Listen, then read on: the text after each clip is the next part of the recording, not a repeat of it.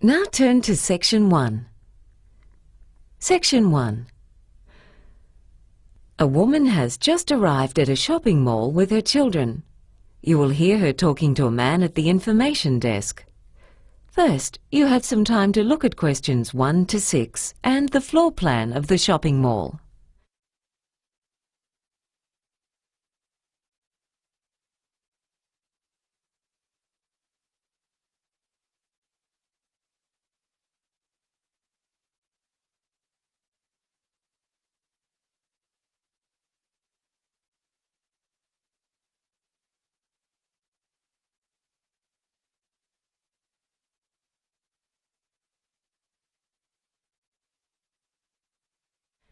Now listen and answer questions 1 to 6.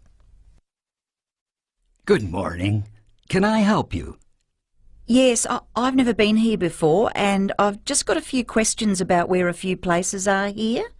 Fine. Here's a floor plan of the mall. You can take that with you. But if you have any questions, I'd be very happy to help. Well, I'm afraid I always find these floor plans a bit confusing. So could you just show me exactly where we are on this? No problem. Here we are at the information desk, right in the middle, next to the escalators.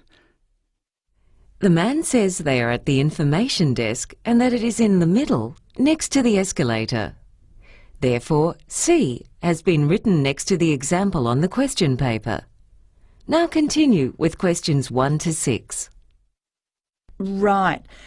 Now, I heard there's a children's play centre where you can leave your children while you do the shopping.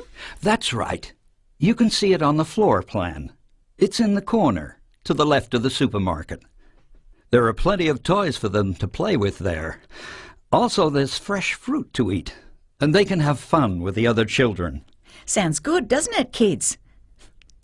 I was thinking I might take them to have their hair cut first. Is that the hairdresser between the furniture shop and the children's clothes shop? Yes, it is. They do children's haircuts as well. Oh, lovely. Now, my little boy's going to a friend's birthday party next week and we wanted to buy a present.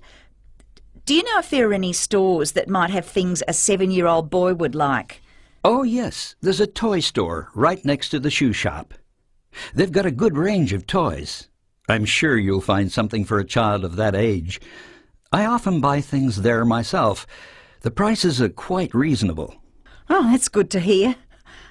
Oh, and also, are there any toilets on this floor? Yes, they're in a bit of a hidden corner. You just go past the bookstore. You can see they sell newspapers there too, and down the corridor. Oh, yes, I see. I'd better take them there before we go to the hairdresser. What else do I need to do? Oh, yeah, I've got to buy some credit for my mobile phone. Can I do that at the phone kiosk over there near those benches? Yes, you can. You can also do it at the supermarket if you want. Right. Now, we've just come up from the car park, but we took the escalator. I might have a lot of things to carry later on, so I was wondering if there's an elevator. Yes, it's next to the computer store, near the top of the stairs. Oh, yes, I can see it now. Before you hear the rest of the conversation, you have some time to look at questions 7 to 10.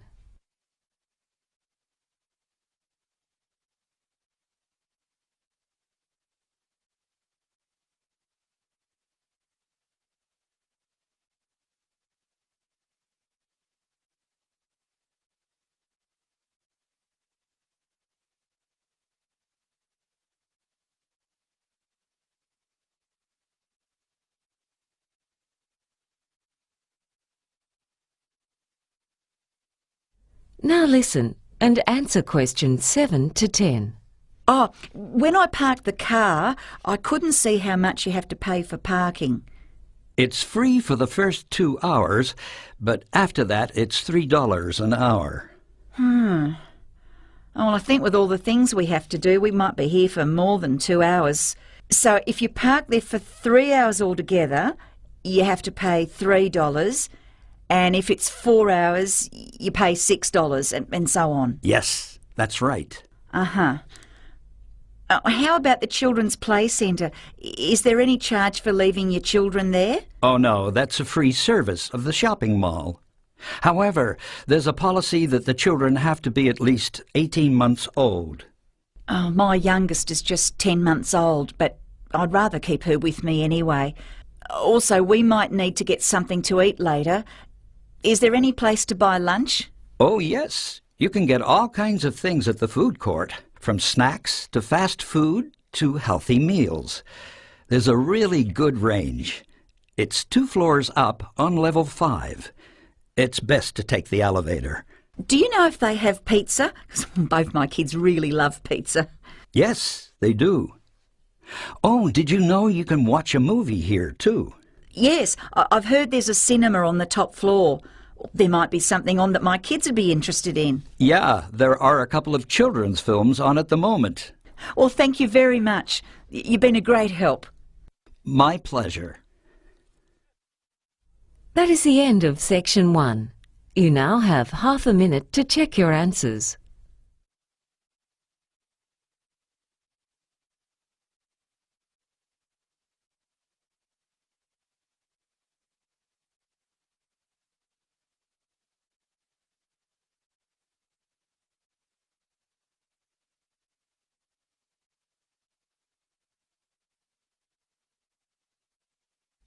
Now turn to section 2. Section 2. You will hear a talk by a representative of an agency that finds people to look after homes when their owners are away. He is talking to a group of homeowners. First, you have some time to look at questions 11 to 20.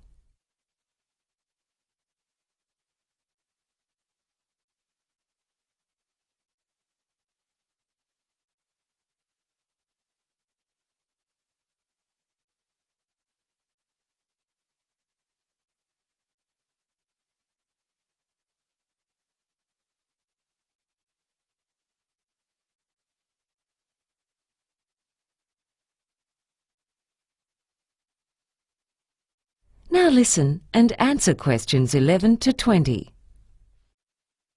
Good evening, ladies and gentlemen.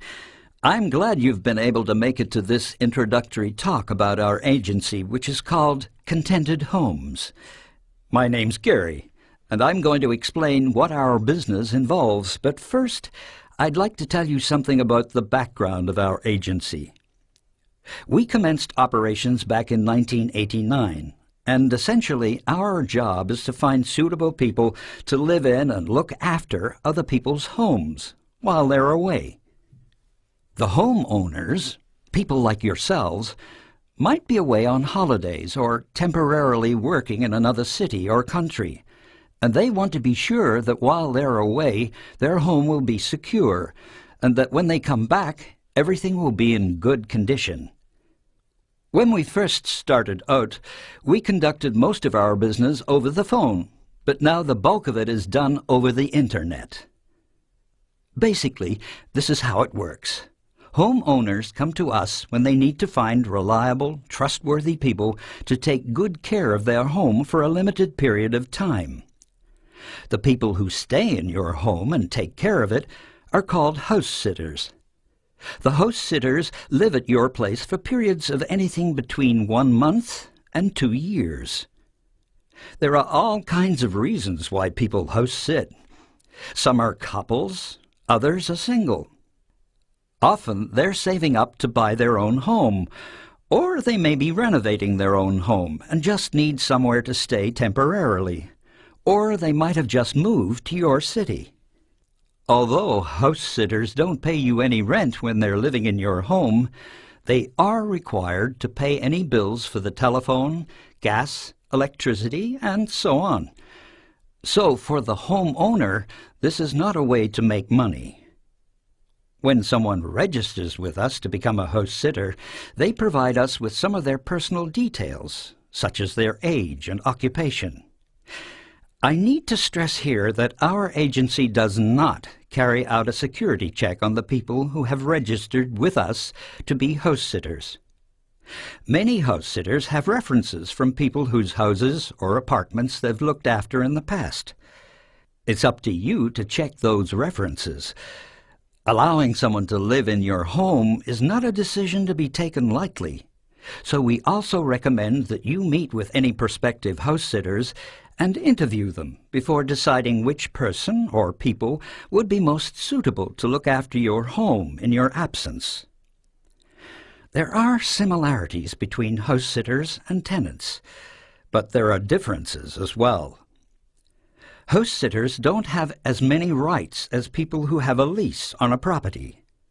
As the homeowner, you can give a spare set of keys to your home to a neighbor, friend, or relative.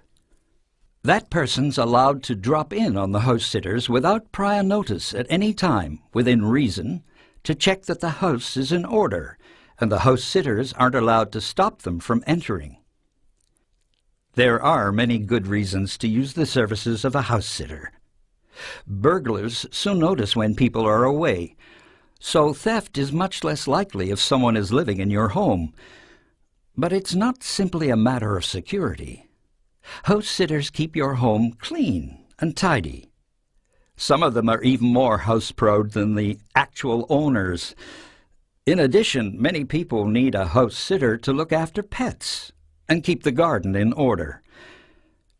Now, I'd like to tell you about the fees we charge. First, you, the homeowners, don't have to pay us anything. When people who want to be house-sitters come to us, they have to pay $375 to go into our directory. That's where we get the money to run our service. As I said, we don't check to see that the information supplied by them is correct. It would simply cost us far too much time and money to do that. When you've decided that you want to go ahead and have a house-sitter look after your home, we definitely think it's a good idea for you to take out insurance for your home. You'll find that many insurance companies prefer the higher degree of security if someone's living in your home than if it's left empty. Anyway, I hope I've given you a clear idea of our service. And now, I'd be happy to take any questions. That is the end of section 2. You now have half a minute to check your answers.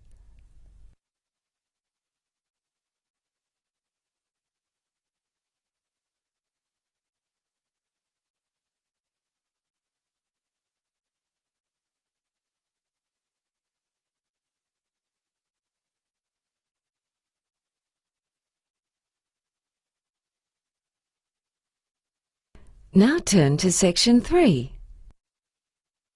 Section 3. You will hear 2 students talking to their teacher about a seminar paper they are preparing for their population studies class. First, you have some time to look at questions 21 to 25.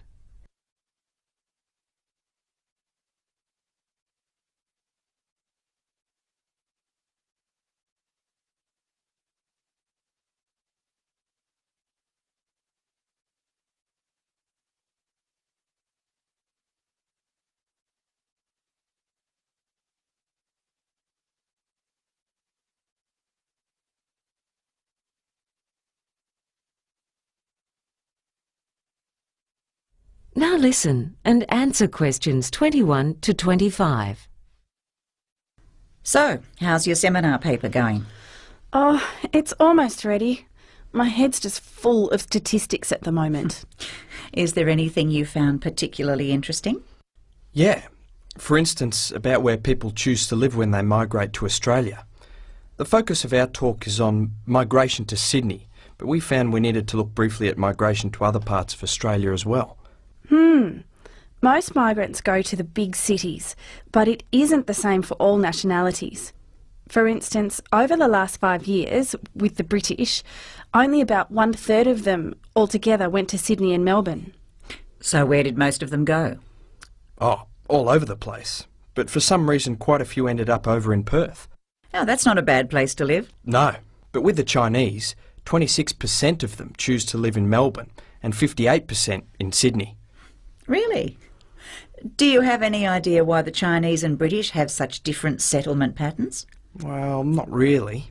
Sometimes it's hard to find out exactly why people choose to live where they do. There's a thriving Lebanese community in Melbourne, but more than 7 out of 10 people from Lebanon were drawn to Sydney. I see. So you've covered groups from Europe, East Asia and the Middle East. Do you have anything on people from other regions? Yes. When we went through data from the Department of Immigration and the Bureau of Statistics, we found that in the case of the Malaysians, for some reason only a minority chose Sydney and Melbourne, but I don't know exactly where most of them ended up. I think quite a few of them were attracted to Queensland because of the climate. Yeah, it must be hard for people coming from a tropical region to get used to colder winters. What about the New Zealanders? Well, they don't need a visa for Australia, so they're counted separately from all other nationalities. But the vast bulk of them have ended up in Sydney. You'd think that Melbourne would be more to their liking because its climate's more like what they're used to, and the distance from New Zealand to Melbourne is about the same. Before you hear the rest of the conversation, you have some time to look at questions 26 to 30.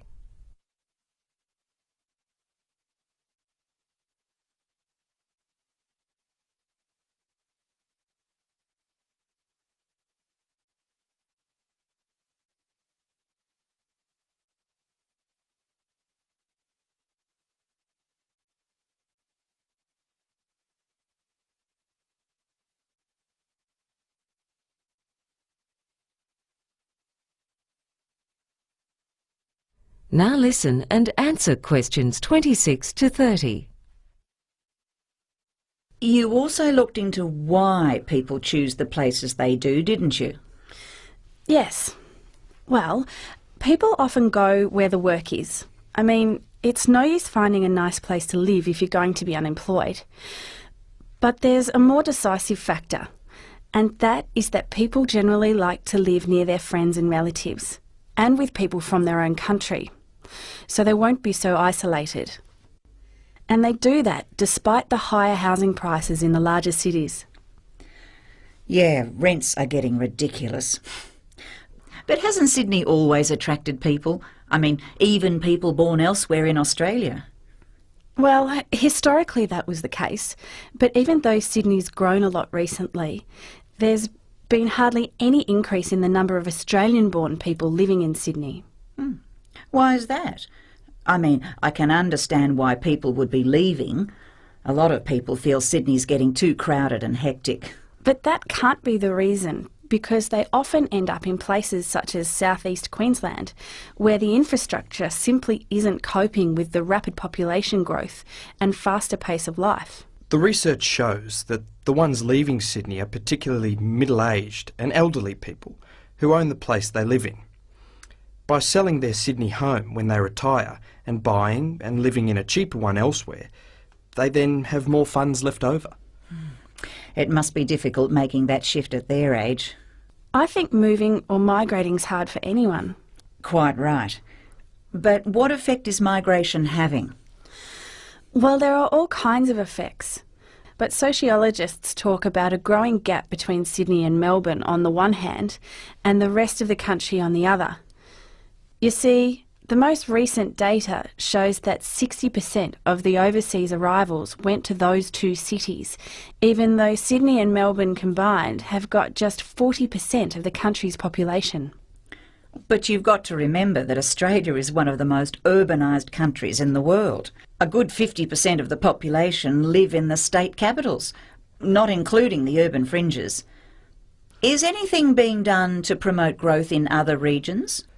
Well, the government's got several proposals. We need more people in rural areas, but no one's suggesting that we encourage farmers to migrate to Australia because agriculture is very capital intensive in this country. But the government's thinking about having lower tax rates on private firms that employ newly arrived migrants in towns outside Sydney and Melbourne. Of course, these days the government doesn't want to actually provide jobs for them, but they are willing to favour employers who employ them. Do you think that'd work? I don't know. There's nothing to stop them moving to one of the two big cities if they feel like it. Exactly. In fact, the statistics don't give the full picture. When they migrate, people very often initially live outside of Sydney. So in the statistics, they're recorded as having settled outside Sydney. but then after a while, many make the move to Sydney. So, the real picture's even more out of balance than what the statistics say. Statistics really can be a slippery thing sometimes, can't they? That's for sure. That is the end of section 3. You now have half a minute to check your answers.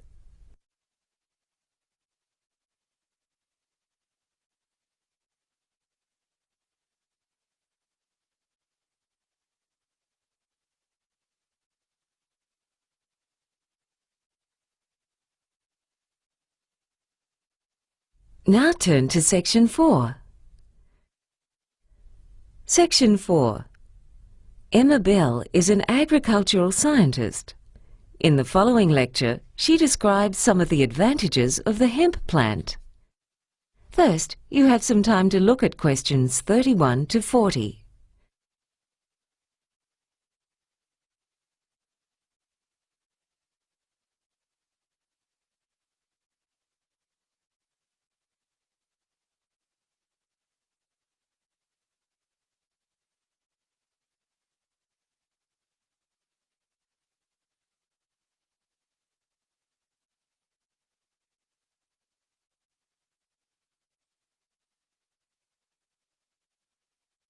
Now listen and answer questions 31 to 40.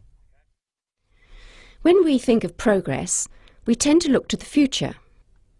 However, the past can also provide inspiration.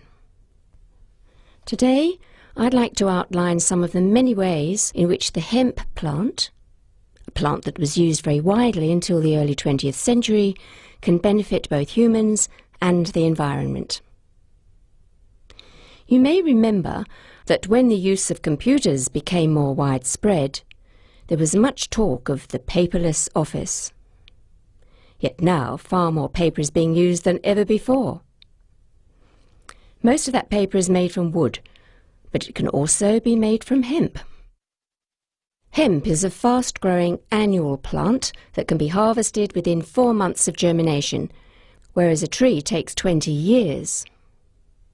This means that a hectare of hemp can produce 80 times as much paper as a hectare of trees. In fact, hemp was the main source for paper production until the 20th century, and the paper it makes is of superior quality to that made from wood. Many of the rivers in the vicinity of today's paper mills suffer the effects of pollution from bleach and other chemicals used in the manufacture of paper from wood. In contrast, paper made from hemp does not require bleach.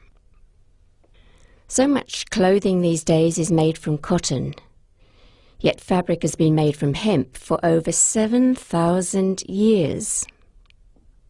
The trouble with cotton crops is that they take a heavy toll on the environment and are often dependent on irrigation. Hemp can grow using far less water and does not need as much fertilizer or pesticides. In fact, hemp crops even have a natural resistance to pests. Clothes made from the tough fibre of hemp also last longer than those made from cotton, which is not something that will make clothing manufacturers very happy. But another way in which hemp is the superior material is that it's more effective in blocking out UV rays from the sun, which can cause skin cancer. To top it off, clothing made from hemp is very comfortable to wear. In parts of the world that still don't have electricity, this versatile plant can also be used to light lamps. Back in the days of sailing ships, when hemp was used to make ropes and sails, lamps were often fueled by whale oil, which gave off a much stronger smelling black smoke. The pursuit of that oil was one of the reasons for the existence of the whaling industry, which hunted many species of whale almost to extinction. Closer to our own time, Henry Ford used hemp in the production of his first cars. These days, with panels being made of metal, even a minor accident can lead to costly repairs. Being derived from a plant, hemp panels would be less expensive. Yet perhaps an even more significant consequence would be that instead of old cars being left to rust by the roadside, an abandoned car made from hemp would rot faster, A further advantage in the case of automobiles is the fuel. One of the major causes of global warming is the use of fossil fuels in cars and trucks. Methanol is an alternative to petrol, and it can be extracted from hemp. This fuel is already used by racing cars, and it doesn't produce as much air pollution, thus placing a smaller burden on the air we breathe.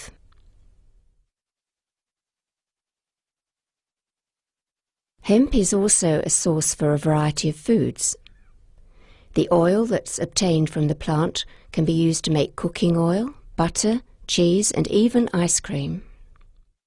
Flour derived from hemp has a greater protein content than normal wheat flour, and its seeds contain all the amino acids, providing a form of protein that's more easily digested than that in soybeans. Carpets made from hemp are more durable than other carpets and are resistant to mildew, which grows in humid or damp conditions. It can also be used in the home to produce furnishings, such as fiberboard, furniture, and even plastics. Paints and varnish made from petrochemicals contain poisons, whereas this is not the case with those produced from hemp. Hemp plants are best grown close together, and because they produce an abundance of leaves, the ground underneath the plants is shaded, which hinders the growth of weeds. So farmers don't have to spend money on potentially dangerous herbicides. It thrives in areas with low rainfall and may be useful in combating salinity because it doesn't need irrigation, and its long taproot can reach underground nutrients and water. As a fast-growing plant, it's an easily renewable, biodegradable and ecologically sustainable source of a vast range of products that are currently made from polluting resources, such as coal, metals, gas and oil. This is quite plainly a case where we can make progress by learning from the past. That is the end of section 4. You now have half a minute to check your answers.